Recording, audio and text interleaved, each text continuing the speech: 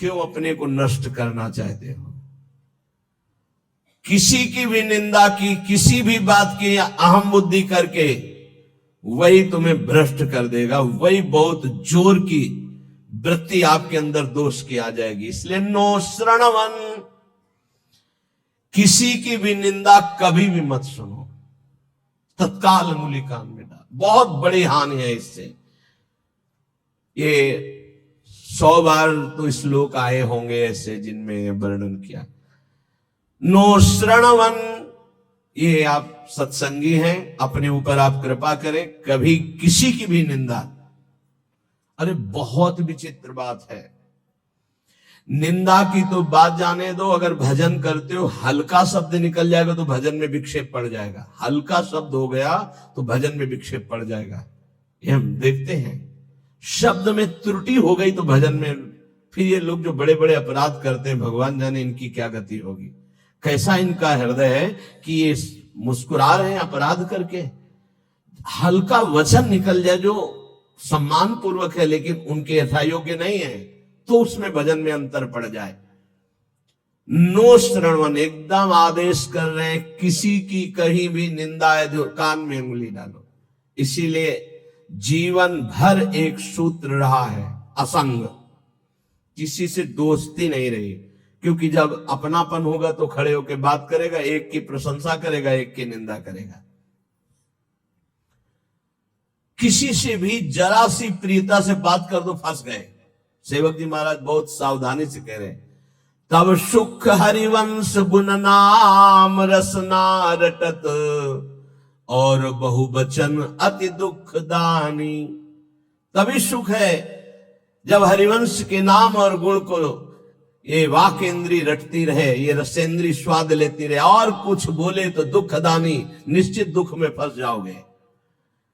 No श्रणवन, बिल्कुल ये नियम ले लेना चाहिए, किसी की निंदा, और निंदा सुनने में मन बहुत राजी रहता है। अच्छा, और बहुत हर्षित होके जैसे उसको राजपद मिलने जा रहा हो, ऐसे पूरे एकाग्रता। ऐसा ना वेदांत का सिद्धांत सुनेगा, ना भक्ति का सुनेगा, ना भगवान की महिमा। निंदा हो रही है तो खसक के और नजदीक पहुंच जाएगा। पुनः बोलो हम सुना नहीं, और अच्छा ऐसा हुआ, और आगे क्या, पूरा रसास्वादन उसमें डूबे चले जा रहे हो। ये नहीं पता कि ये हमारे सारे पुण्य नष्ट करके नरक का रास्ता बन रहा है। नो श्रणवन नैव ग्रहणन, सुनाई पड़ गया तो स्वीकार ही नहीं करना कि वो दोषी है।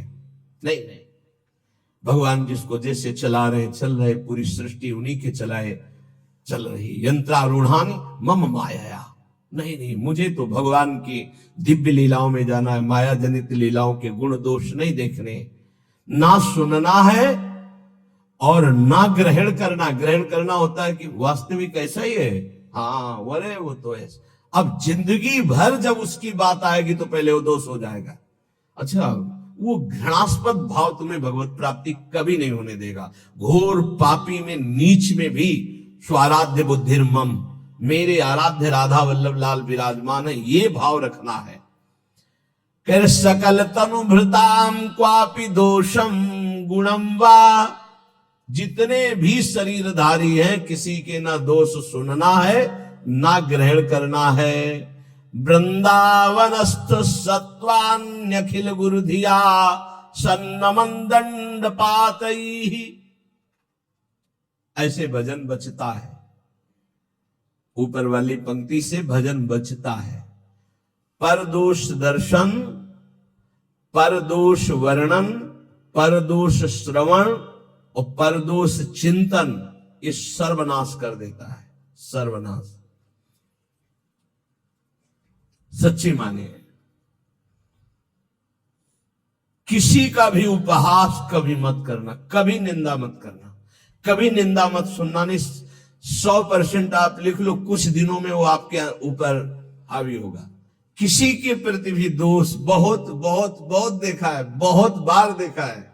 इसलिए कभी किसी के दोष सुने, कभी ऐसा ना, नहीं तो फंस जाएगा, फंस जाएगा। माया भगवती इतनी चतुर है कि जानने में नहीं आता कि मैं फंस रहा हूं, जानने में नहीं आता।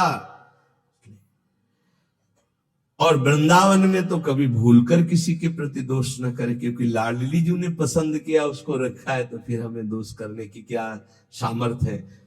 जब लाडली जो मुझ जैसे नीच को वृंदावन में रखे हैं तो उसको वृंदावन में रखे, तो हमारा अधिकार कैसे जब हम अपने को देखते हैं तो हम बड़े अधिकारी थोड़ी है वृंदावन वास के। हम पर जब कृपा हुई तो उन पर भी कृपा हुई, तो जब उन पर कृपा होगी पूरी तो वो भी महात्मा बन जाएंगे, हम दोष दर्शन क्यों करें। तो वृंदावनस्थ सत्वान्यखिल गुरुधिया सन्नमन दंड पातई। अगर वृंदावन के किसी भी वासी पर दोष दर्शन हो जाए तो प्रणाम दंड पातई। वो जाने या न जाने दूर से प्रणाम कर, हे प्रभु मेरे से गलती हो गई, क्षमा करो प्रभु, मैं आपकी महिमा को नहीं जानता। ऐसा पक्का समझ लो, नहीं भजन क्षीण हो जाएगा, भजन नष्ट हो जाएगा। जो त्यक्ता शेषाभिमानो, सब अभिमान छोड़ करके निर्वधि परमा किंचन कृष्ण राधा, श्यामा श्याम की आराधना के लिए दैन्य भाव अत्यंत आवश्यक, किसी भी तरह का कोई अभिमान नहीं होना चाहिए। त्यक्त्वा शेषाभिमानो, कोई भी अभिमान शेष नहीं है, रूप का, जवानी का, सब इन शरीरों का अभिमान, यौवन, बाहुबल बहुत विचित्र है। कुछ भी हो जाए तो जीव का ऐसा गलत स्वभाव पड़ गया, वो अभिमान कर लेता है। हम अपने आप तो बहुत छोटे। भगवान शंकर तांडव कर रहे थे तो दो तालियों से ऐसे बाणासुर ने ताल मिलाई, भगवान शिव प्रसन्न हो गए, कहा शास्त्र भाव, हजार भुजा वाला हो, महान बलशाली विक्रम भगवान शिव की कृपा से। अब दो भुजाएं तो अगर सही ढंग का स्वास्थ्य हो तो फिर खुजली संभलती नहीं, बल्कि भगवान शिव का कृपा पात्र, हजार भुजाएं, तो जिस पर्वत में मारे चकनाचूर, जाके दिग्गजों को ललकारा, भाग पड़े, कोई उसके सामने नहीं। काफी समय विचरण करने के बाद भगवान शंकर के पास आयो, कहा जगत गुरु, आज दूसरी तरह से प्रणाम था। भगवान शंकर ज्ञान समुद्र, बोले गुरु खुजली हो रही भुजाओं में। बोले मतलब? बोले आओ, आप ही आओ, हमारे बल दिया है, हजार भुजा, तो आपसे युद्ध करना चाहता हूं। मुस्कुरा दिए। भगवान ने कहा एक माली भी जिस पौधे को सजाता उसको उजाड़ता नहीं है, तुम्हारी भुजाओं की खुजली मैं तो नहीं मिटाऊंगा, लेकिन मेरे समान बलशाली आकर मिटा देगा। तो जब प्रद्युम्न पुत्र अनिरुद्ध और उषा जी का बड़ा एकांतिक मार्मिक प्रसंग है कि उषा जी ने स्वप्न में देखा अनिरुद्ध जी को पहली बार। अब वो विकल, ना उनको भोजन अच्छा लगता, न नींद अच्छी लगती। तो जो उनकी परिचर्या में वो 9 कुमारी थी, आसपास राज सैनिक, वयोवृद्ध या जो स्त्री पुरुष दोनों नहीं है, उनको लगाया जाता था। राजकुमारियों के महल की सुरक्षा में वयोवृद्ध, अनुभवी या जो स्त्री पुरुष दोनों नहीं, उनको लगाया जाता था। तो ऐसी व्यवस्था में उनके पास सखियां सेवा में रहती थी।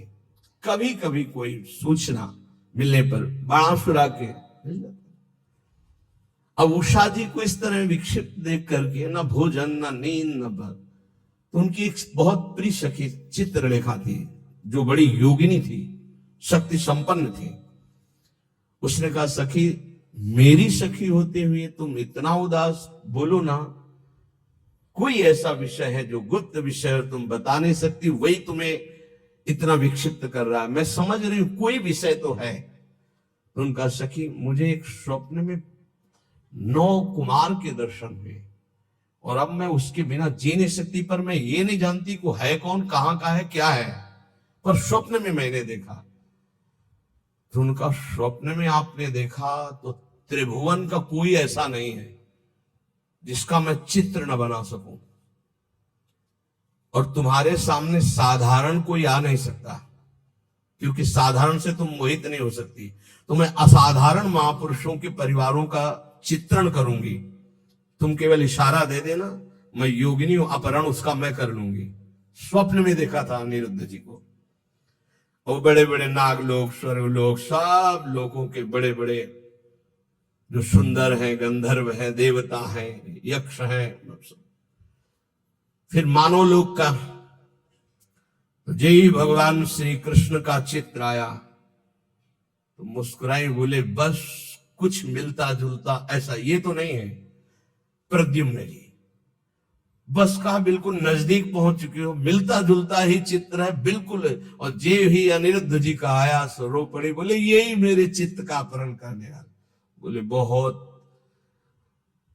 बड़ी जगह तुम्हारा स्वप्न होगा, आसक्ति हुई है। पता है द्वारिकाधीश भगवान श्री कृष्ण के ये नाती है अनिरुद्ध जी।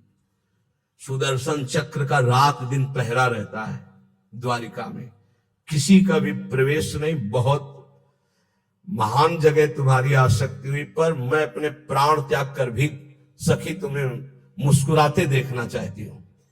उनका अगर मुस्कुराते देखना चाहती थी इनसे मिलवा दो। स्वप्न में देखा था।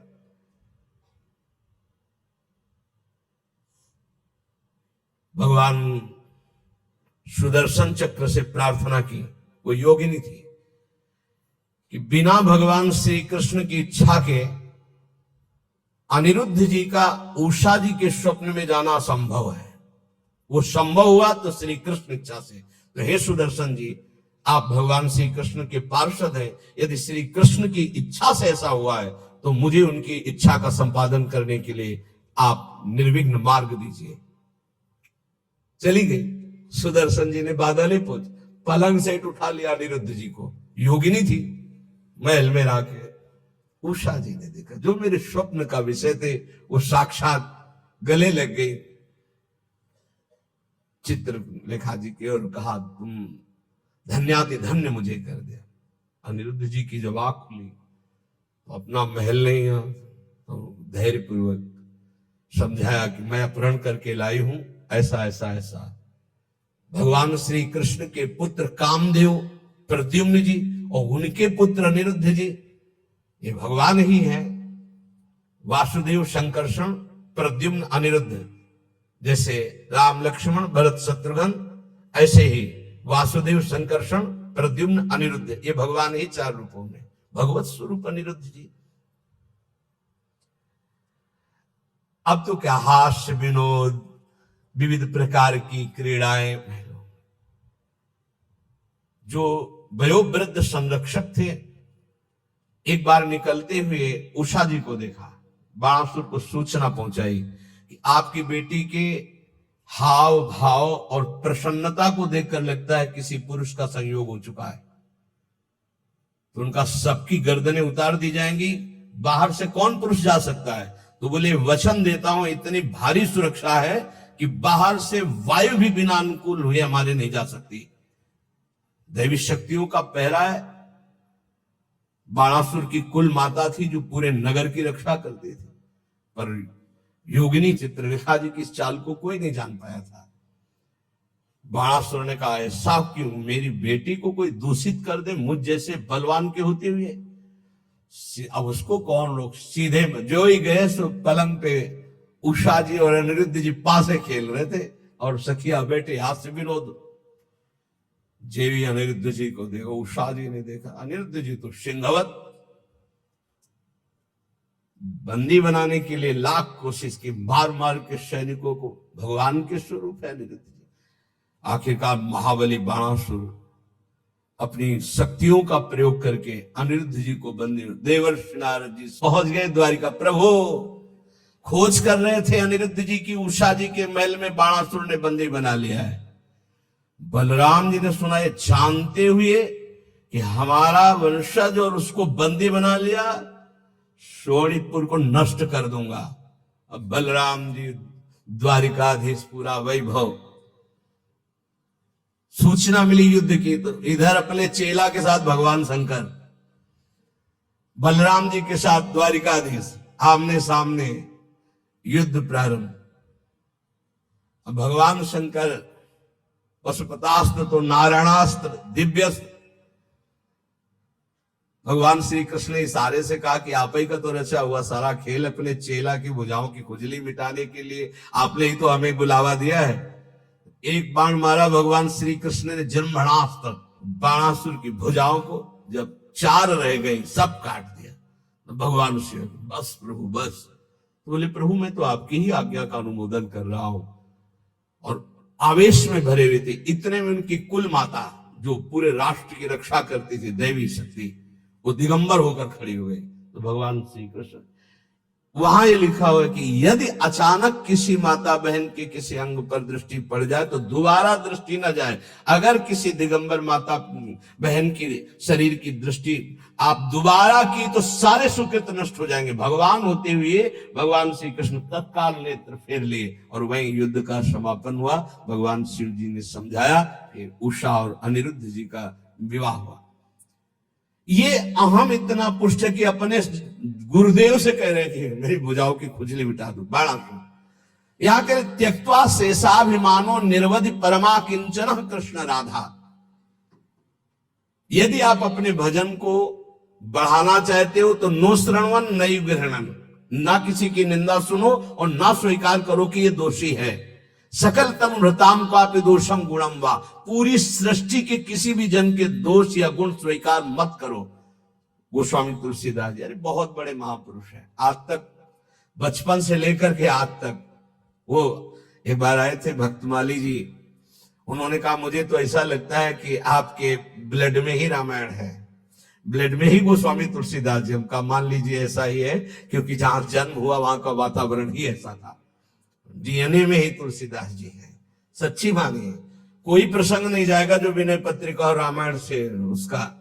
तात सुनहु माया कृत गुण अरु दोष अनेक, गुणया उभय न मानई, मानहि सो अविवेक। न गुण न दोष किसी के, सब में भगवत भाव।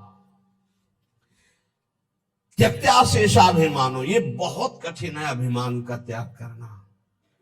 अभिमान का त्याग करके अकिंचन भाव से यदि राधा कृष्ण श्यामा श्याम की उपासना हो तो बोले प्रेमानंदाश्रु मुंचन, फिर प्रेम आनंद का प्रकाश हो जाएगा।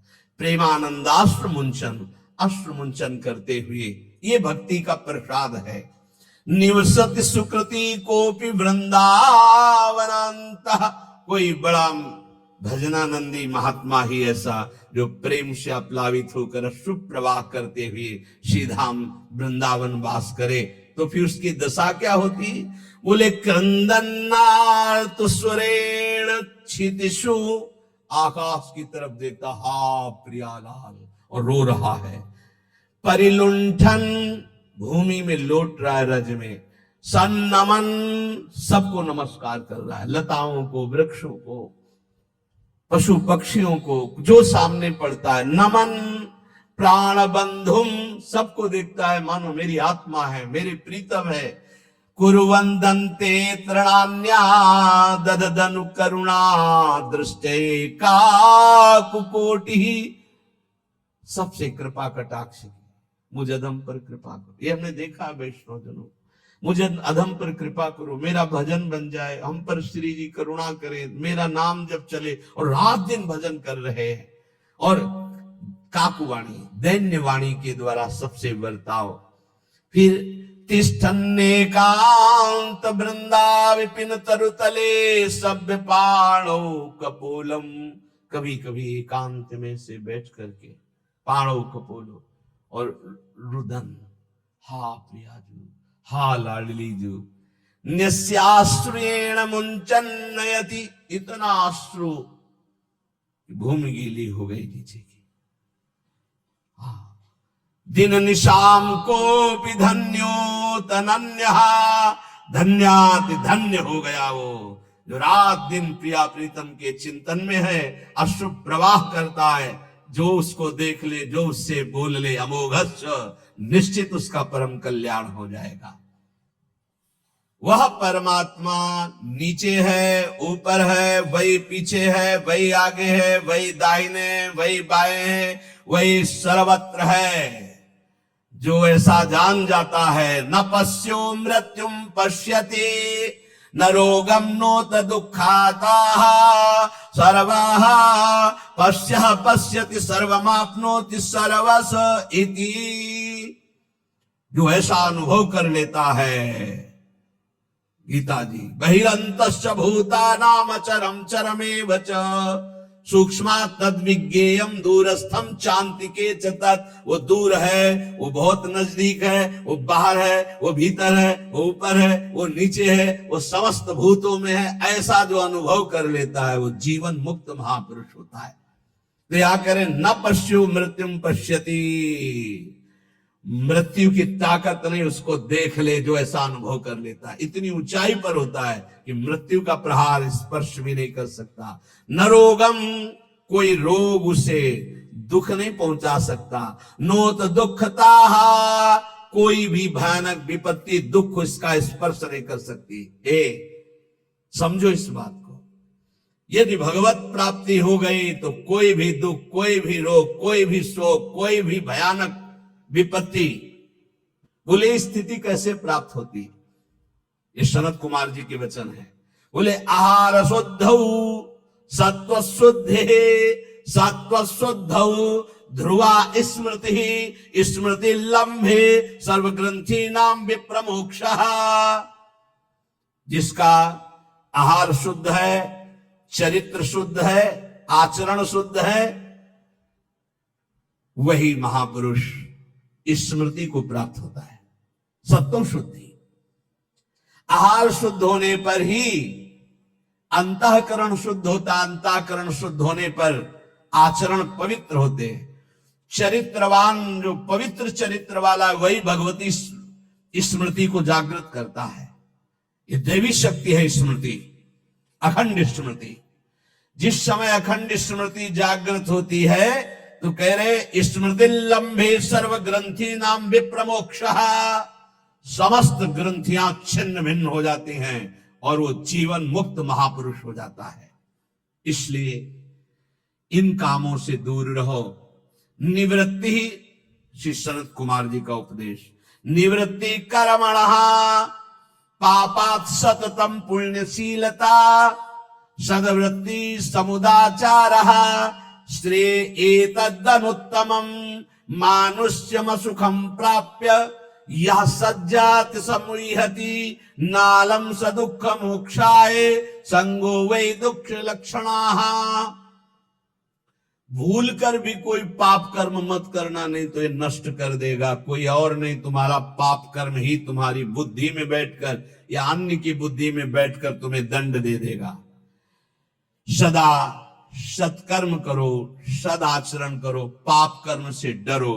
सनत कुमार जी कह रहे, साधु पुरुष जिसे आदेश करते हैं कि ये करना चाहिए, वही बर्ताव पुण्य कहलाता है, और जिसे कहा जाता है ये नहीं करना चाहिए, वही पाप कहलाता है। उत्तम आचरण करने वाले बनो, सदाचार पालन करो। जहां सुख का नाम नहीं है, ऐसे मानव शरीर को पाकर विषय भोगों में रत जो होता है, वो अज्ञान में डूब जाता है। विषयों का संयोगी सीधे नरक गमन। त्रिविधम नरकस्येदं द्वारम नाशन्मात्मनः कामः क्रोधः तथा लोभः तस्मादेत्रयम् त्यजेत्। काम, क्रोध, लोभ, मद, ये सीधे नरक पहुंचाते हैं। सीधे कामः क्रोधा तथा लोभा। और गोस्वामी जी कह रहे, काम क्रोध मद लोभ सब ये नाथ नरक के पंथ। यही रास्ते हैं, ये नरक पहुंचा देंगे। इसलिए इस मानव शरीर को पाकर विषय भोगों में जो आसक्त होकर अज्ञान मोह में डूब करके अपना समय नष्ट कर देता है, वो कभी दुख से छुटकारा नहीं पाता है। इसलिए नित्यम क्रोध तपो रक्षेत् श्रियं रक्षेत् च मत्सरात् विद्यां मानवा मानाभ्याम आत्मानं तु प्रमादतः। मनुष्य को चाहिए, साधक को चाहिए कि जब उसका भजन बढ़ता है तो उसके भजन को नष्ट करने के लिए, तप को नष्ट करने के लिए क्रोध बहुत बढ़ जाता है। इसलिए क्रोध के द्वारा अपने भजन और तप की रक्षा करे क्षमा के द्वारा। जहां क्रोध हो तो समझ लो भजन तुम्हारे नष्ट करने के लिए लीला की गई है माया के द्वारा। क्षमा कर दो, चुप हो जाओ, शांत हो जाओ। कल एक उपासक बहुत अच्छे सुलझे हुए, उनका जब कोई हमें ज्यादा सताता है तो हम ये कह देते हैं देख लेना श्री जी तुम्हें देख लेंगे, और फिर बोले जो उसकी दुर्दशा होती तो थोड़ा अच्छा लगता है कि हाँ भगवान हमारी सुनते हैं। हमका गलत भैया गलत, सब मिटिया मेट हो रहा है। ये जो साधन भजन करो सबका प्रयोग हो रहा है, तुम्हें आनंदित नहीं होना, तुम्हें रोना है कि ऐसा क्यों हो रहा है।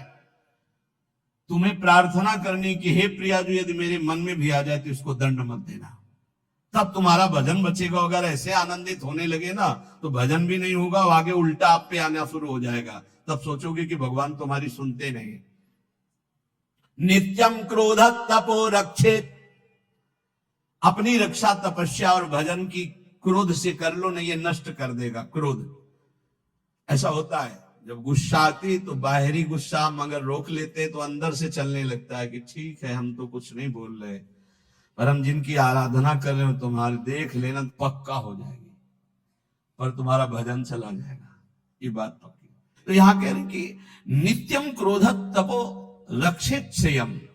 जहां कहीं भी साप दिया है किसी ऋषि ने तो उसी समय वहां लिखा मिलेगा कि वो तप के लिए, जैसे देवर्षि नारद जी ने जेवी नलकूबर मणिग्रह को श्राप दिया कि तुम वृक्ष योनि को, उसी समय फिर वो बद्रिकाश्रम के लिए लिखा कि तप के लिए चले गए, क्योंकि तप उधर लगा तो पूरा करो चल के उसे।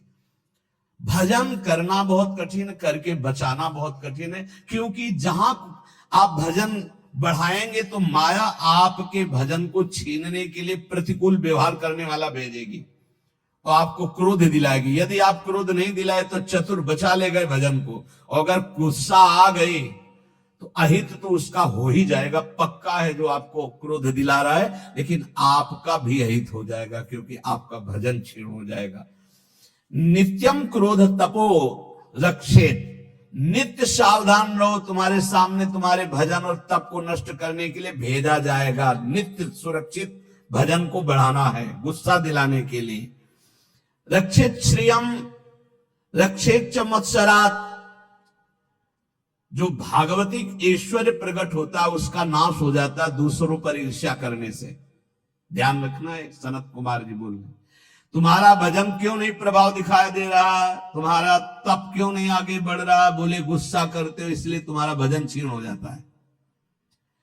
बोले तुम्हारी भागवतिक संपत्ति वैभव क्यों नहीं बढ़ रहा, आध्यात्मिक, बोले तुम किसी से डाह करते हो, ईर्ष्या करते हो, मत्सरता करते हो। तो रक्षेत मत्सरात रक्षित श्रियम, अपने भागवतिक ऐश्वर्य की सुरक्षा के लिए किसी से ईर्ष्या मत करो, किसी से डाह मत करो।